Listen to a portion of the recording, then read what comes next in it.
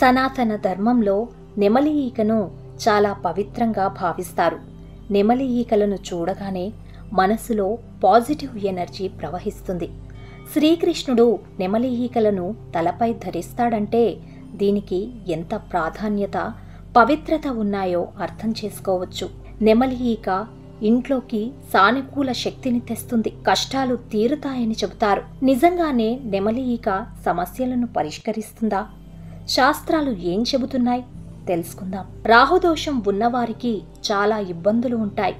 ఈ దోషం వల్ల నిరంతరం ఇబ్బంది పడుతూ ఉంటారు. ఇంటికి తూర్పు లేదా వాయువ్య దిశలో నెమలి ఈకను ఉంచాలి.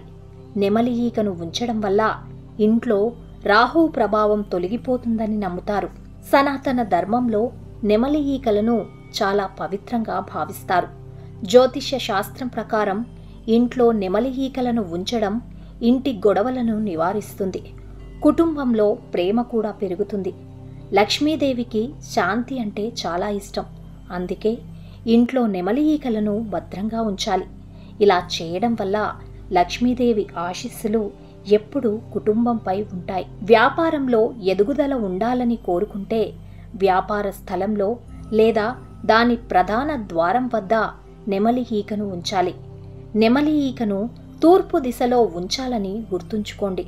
ఈ పరిష్కారం వ్యాపారానికి అద్భుతమైన ప్రయోజనాలను తెస్తుంది. సంబంధాలు బలపడాలన్నా, బంధాల మధ్య అన్యోన్యత పెరగాలన్నా ఇంట్లో వేణువుతో పాటు నెమలి ఈకను ఉంచాలి.